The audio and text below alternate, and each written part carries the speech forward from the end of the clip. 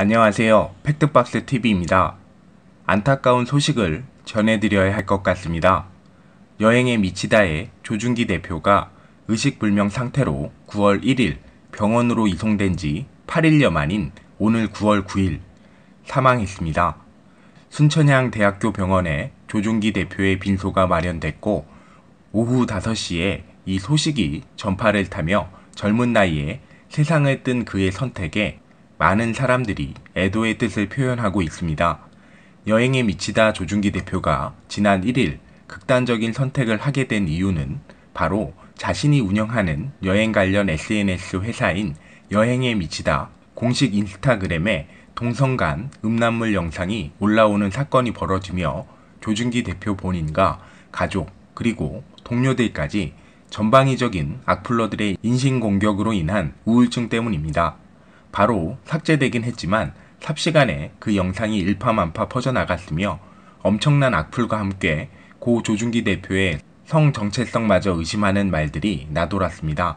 이후 고 조준기 대표는 바로 댓글로 사과를 했지만 그 댓글을 바로 삭제하고 다시 공식 사과문을 발표했습니다.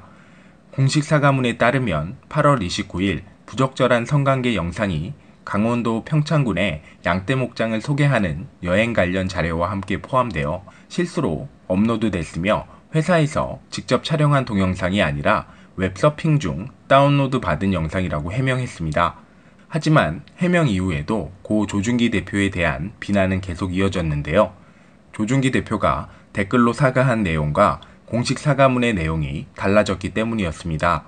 바로 삭제된 고 조준기 씨의 사과 댓글에는 자신의 이름 조준기가 정확히 명시되어 있었고 모든 것을 책임지고 대표직을 내려놓겠다는 말이 있었는데 공식 사과문에는 고 조준기 씨의 이름이 아닌 업로드를 진행한 담당자라는 말이 등장했고 대표직 사퇴에 관련한 말이 없었기 때문에 이를 본 누리꾼들은 고 조준기 씨가 입장을 번복한 것 아니냐며 더욱 분노하여 악성 댓글과 공세를 멈추지 않았습니다. 이후 9월 1일 오전 10시 30분 극단적인 선택을 하기 전 이제는 고 조준기 씨의 유서가 되어버린 글이 자신의 인스타그램에 게재됐었는데요. 정말 모두에게 너무 미안하다 라며 운을 뗀 조준기 대표는 나 때문에 이유 없이 고통받고 욕먹는 팀원과 친구들 그리고 제일 사랑하는 가족들까지 이제 더 이상 그 누구에게도 짐이 되지 않고 내 갈 길로 떠나려 한다. 끝까지 이기적인 거니 차라리 미워하고 원망해 주길 이라며 글을 올렸습니다. 이어 코로나 시국이니 장례식은 가족끼리만 해주고 지인들 부조는 남은 우리 가족들과 팀원들이 잘 살 수 있도록 자신의 계좌로 보내달라며 계좌번호를 공개했습니다. 또한 음란물 동영상 사건에 대해선 사건은 사건 그 자체만으로 과실을 따져주고 불필요한 인가들로 불필요한 피해가 발생하지 않기를 바란다. 잘못은 내가 혼자 한 건데 나머지 19명까지 같이 싸잡아 욕할 필요는 없지 않는가 라며 팀원들에 대한 미안한 마음과 생각을 정리한 듯한 이 글이 조준기 대표의 마지막 글이 되었습니다. 이 글을 보고 이상한 낌새를 챈 지인들이 119에 신고하였고 출동한 구조대에게 오전 11시 20분쯤 용산구의 자택에서 의식불명 상태로 발견되어 응급처치를 받으며 인근 병원으로 이송됐습니다. 이번 일은 일전에 AOA의 미나 사건을 떠오르게 하는데요. 다행히 미나 씨는 생명에 지장이 없어 빠르게 회복하고 전 소속사 FNC 엔터테인먼트와도 원만하게 합의하는 모습을 보여줬습니다.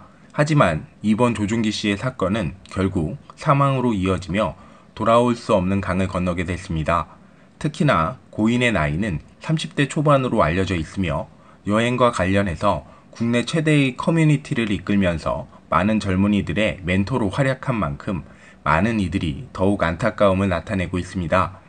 잘못 올린 게시글로 인하여 여러 논란과 의혹에 휩싸인 채 스스로 숨을 거둔 성공한 여행 관련 사업가인 조준기 대표의 죽음을 보면 다시 한번 인생이란 게 정말 덧없고 허망하다는 생각을 하게 만드는데요.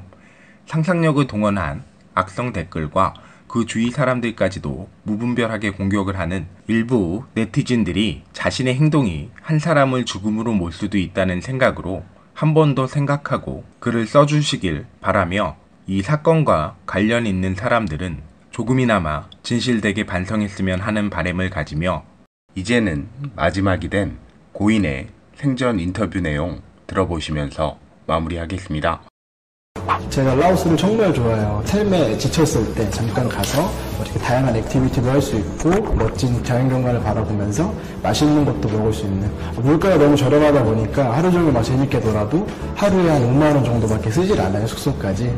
전혀 예상 못했죠. 이렇게 많은 분들이 좋아해 주실지는 정말 꿈에도 몰랐습니다. 근데 그 한편으로는 그 책임감과 어떻게 보면 두려움도 있었던 거는 사실이에요.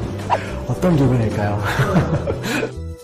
아무래도 여행을 좋아하시는 분들이랑 소통을 할 때 가장 큰 에너지를 얻는 것 같아요. 제가 좋아하는 가치와 그분들이 좋아하는 가치가 공통되고 통일되었을 때 더 많은 힘을 얻고 그걸 바탕으로 여행자분들을 위해 좋은 콘텐츠를 만들 수 있는. 이상으로 마치겠습니다. 고인의 명복을 빕니다.